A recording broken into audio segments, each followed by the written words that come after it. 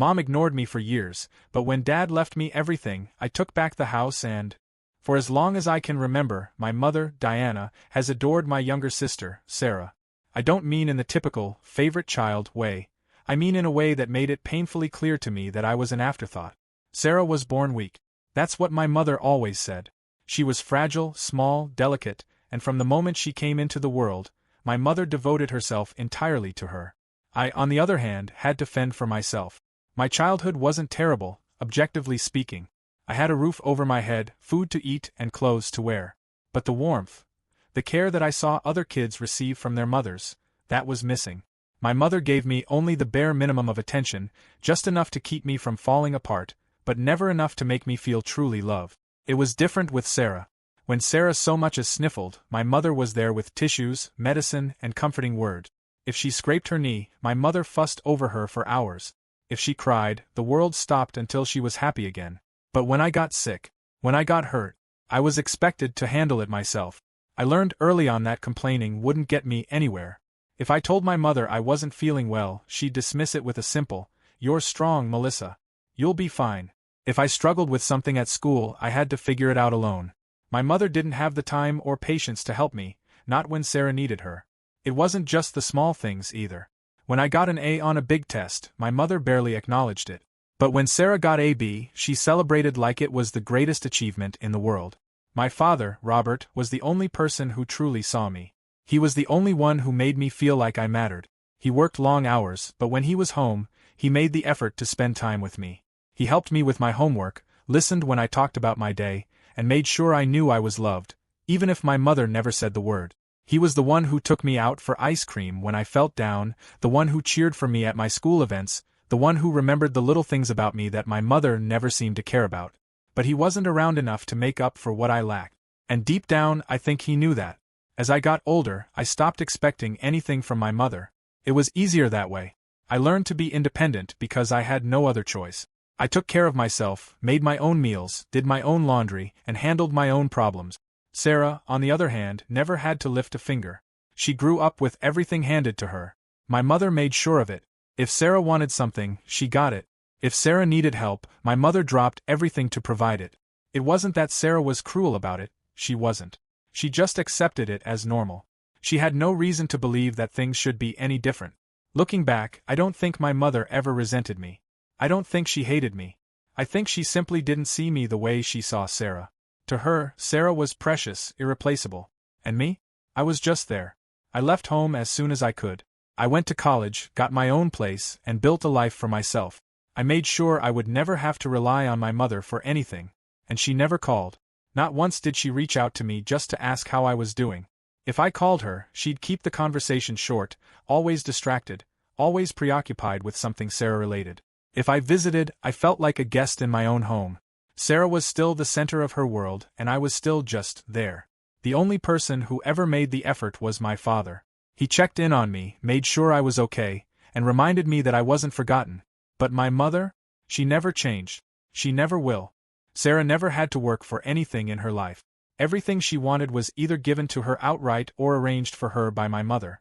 If she wanted new clothes, my mother bought them without question. If she wanted to take a trip, my mother found a way to make it happen. When she got older and decided she wanted a car, my mother handed her the keys to a brand new one. There was never a discussion about whether Sarah needed to work for any of it. She simply received. That was how things had always been, and that was how they would always be. For me, it was different. If I needed something, I was expected to figure out how to get it myself.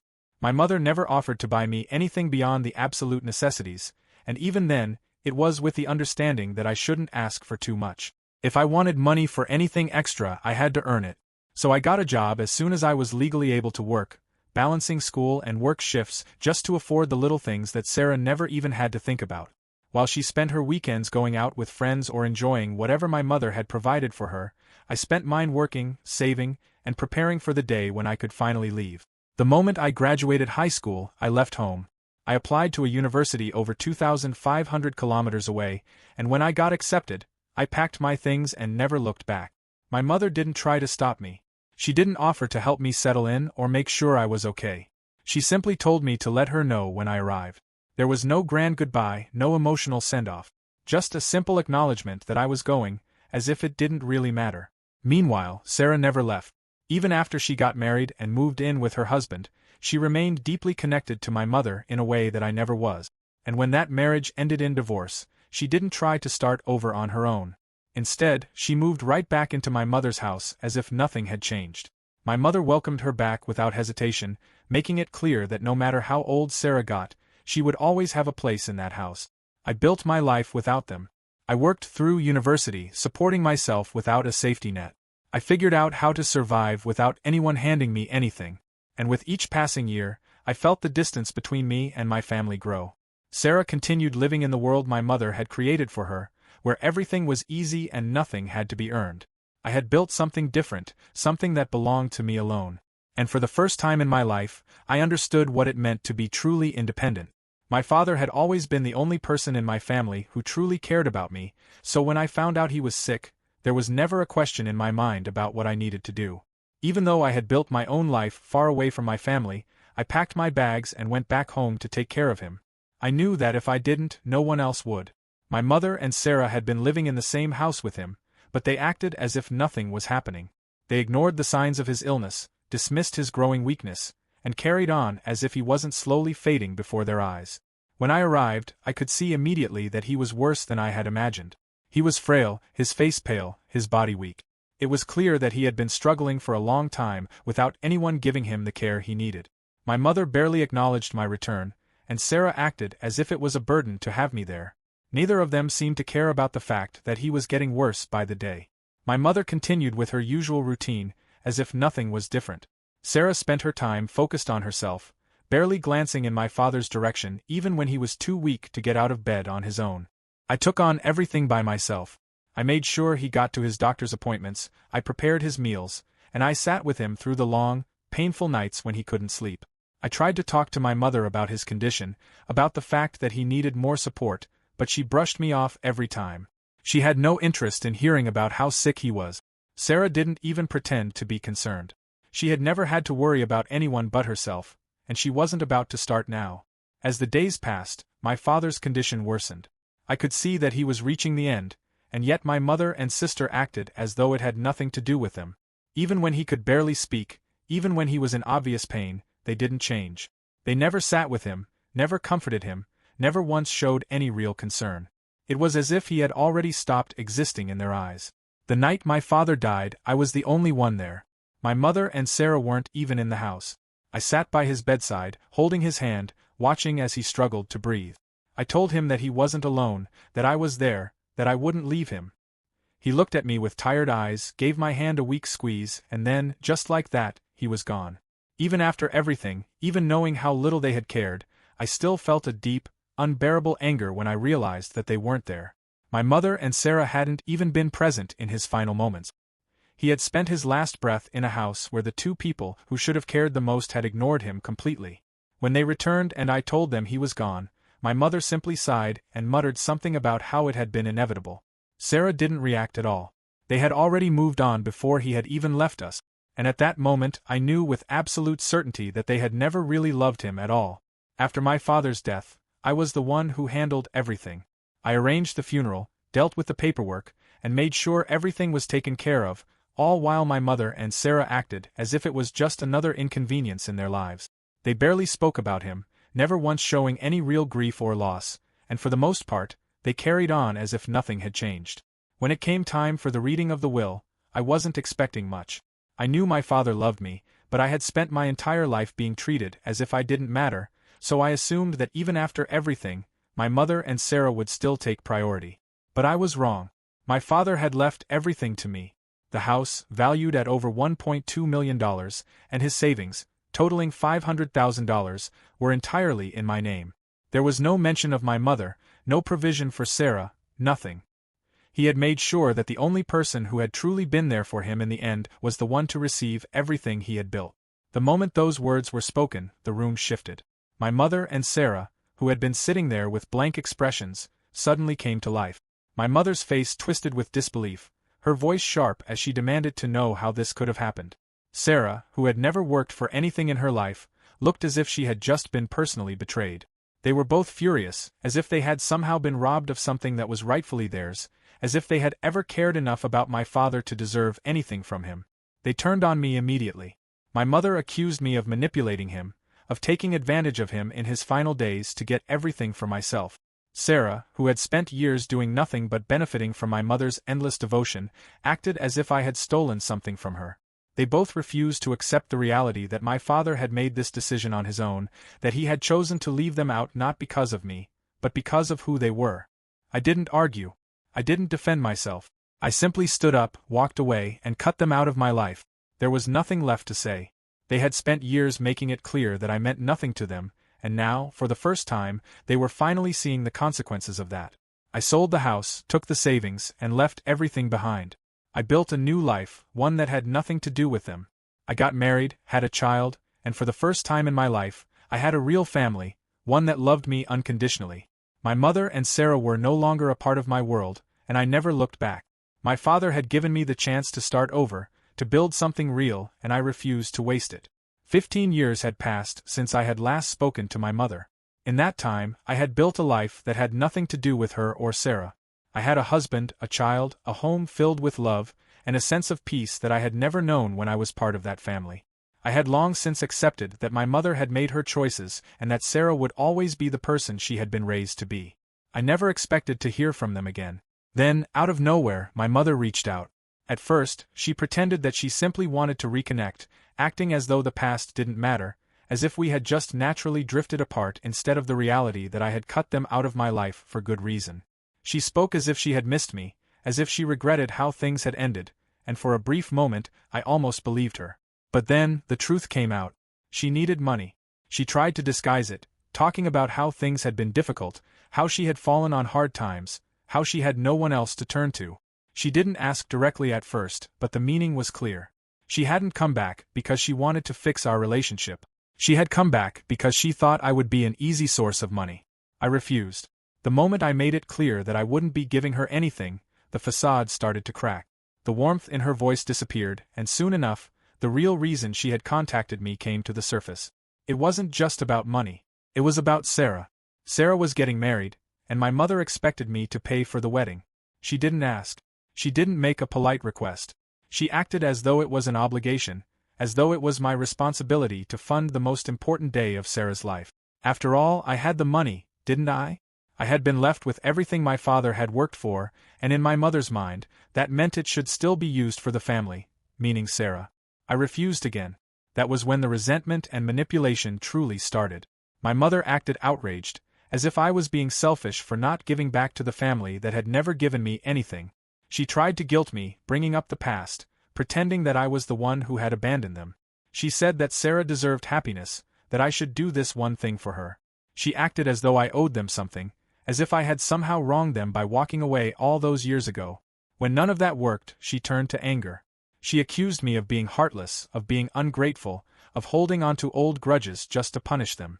She tried to twist the story, making it seem like I was the one who had turned my back on my family instead of the truth, that they had never truly been my family at all. I didn't argue. I didn't explain myself. I simply told her no and ended the conversation. That was the last time I spoke to her.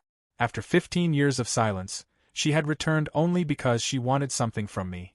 And when she realized that she would get nothing, she made it clear that nothing had changed. I had built a life without them, and I had no intention of letting them back in. They had made their choices, and so had I. For 15 years, my mother and Sarah had been living in the house that had once belonged to my father. When he left everything to me, I hadn't immediately forced them out.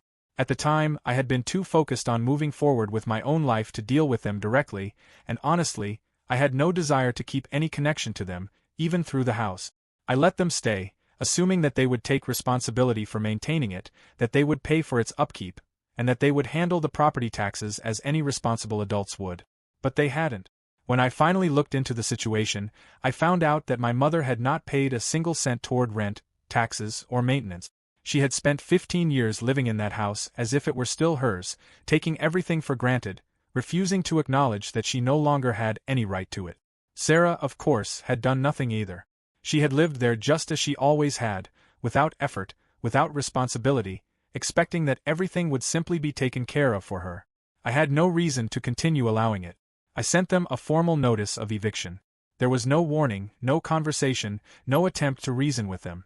I simply made it clear that their time living off my father's generosity had come to an end. The house was mine, and I was done allowing them to act as though they were entitled to it. The reaction was immediate. My mother called me, furious, demanding to know how I could do this to my own family. She tried to act as though this was some kind of betrayal, as though I was turning my back on them for no reason. She ignored the fact that they had been living there for free for over a decade, as if that detail didn't matter. Sarah, predictably, played the victim, acting as though I was throwing them out onto the streets without cause. They both tried to manipulate me, the same way they always had. My mother tried to guilt me, telling me that she had raised me, that she had given me everything, that I owed her at least this much. Sarah tried to act as though I was being cruel, as though I was tearing apart what was left of our family. They both acted as though they deserved to stay, as if I was the one being unreasonable for expecting them to take responsibility for their own lives. I didn't give in. I reminded them that they had had 15 years to make arrangements, that they had been given more than enough time to figure out their own living situation, and that it was not my responsibility to continue providing for them when they had never done anything for me. My mother tried to argue, tried to twist the situation, but I had nothing left to say to her. The deadline arrived, and they had no choice but to leave. In the end, they were forced to pack their things and go, just like anyone else who had spent years refusing to pay for a place they did not own. My mother ranted and complained, Sarah sulked and refused to acknowledge what was happening, but it didn't matter. The house was mine, and I was done letting them live in it as if it still belonged to them. They had taken everything they could from my father, from me, from the life they had been given. But now they had nothing left to take. And for the first time in my life, I was the one who had taken something away from them, their ability to use me. After I refused to pay for Sarah's wedding and evicted both her and my mother from the house, their world began to crumble. Sarah had spent years planning an extravagant wedding, convinced that she would have the perfect day without ever having to think about the cost. She had expected that I would step in to cover the expenses the same way my father had always provided for her without question. When that didn't happen, she was left scrambling. Her dream wedding, which had been planned with an $80,000 budget, quickly fell apart. She had already put down deposits, committed to vendors, and made arrangements that she had no way of paying for on her own. The financial strain caused immediate tension between her and her fiancé, who had assumed that Sarah would contribute her share. When it became clear that she had no money of her own and that I wasn't going to step in to rescue her, the arguments began. Sarah was used to getting whatever she wanted without consequence, but for the first time in her life, she had to face reality. Her fiancé, who had initially been patient, grew frustrated with her entitled attitude and her inability to take responsibility for anything. Their relationship suffered, and by the time the wedding day arrived, it was nothing like the lavish event Sarah had envisioned. It was smaller, more modest, and filled with tension. Meanwhile, my mother, having nowhere else to go, moved in with Sarah and her new husband.